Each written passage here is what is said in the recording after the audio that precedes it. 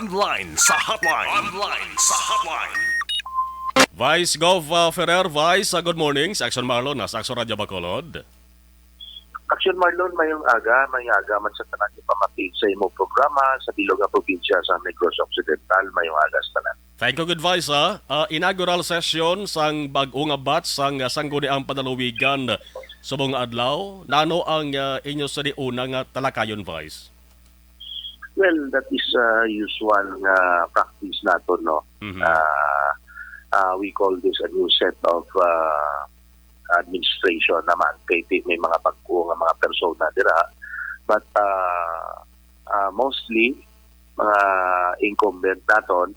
Kag may ara kita duha nga bago nga amo ini ang taga board member sa 4th district, si Board Andrew Torres. Kag ang sa 5th district amo ini si board member Oxinio. So luwas sinada sa duwa naton ka bag-o nga mga miyembro sang sanggunian panglalawigan, wala naman sang iban. So ang usual practice naton that this first session sang after election ini nga bago na nga term naman for 3 years. So that is usual practice, and then ang gobernador araman magatambong. Okay. Daw seremonya naton. Pero ang siling bag-o nga talakayon, well of course maybe tagaan nila na sang authority ang vice governor na mag-assign sa mga komitiba sa kada miyembro sa aton sanggunian panglalawigan members. So karon amo ina ang talakayon kag may ara man nga mga may ara nga speech sa aton gobernador, and after that siguro amo na ang aton nga response. And so far in may mga previous na mga request agenda.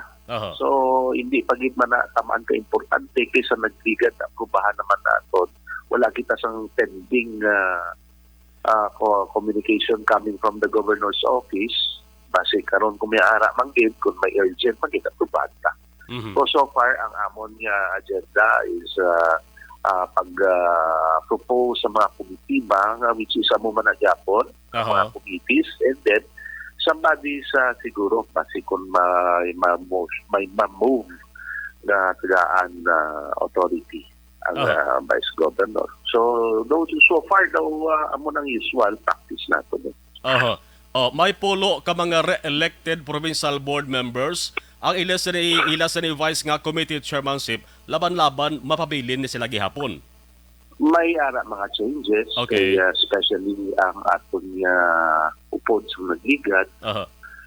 So far may bago. So ang bago nga mga miyembro, base kung may ginaayo man nga mga komitiba or may ara man nga gusto sila. So dapat inakaroon ginaistoryahan antis na maghahatag na kita sang aton nga mga recommendation, sang aton proposal na amo ini pag-aprubahan nga amo ni assignment sang kada membro sang sanggunian panglalawigan. Both sa lingon vice decision gali ina sang majority. Kung amo nang proposal kag desisyon nga iga-authorize nila, okay man nila. Da mo makita ang unity, da mo makita ang pag-cooperar sang kada isa. Na ginagasalig, so pasalamat ko sila.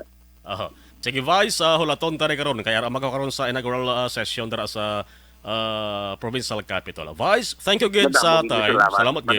Salamat, Lon. Okay, mayong agad. God bless us all. Good morning.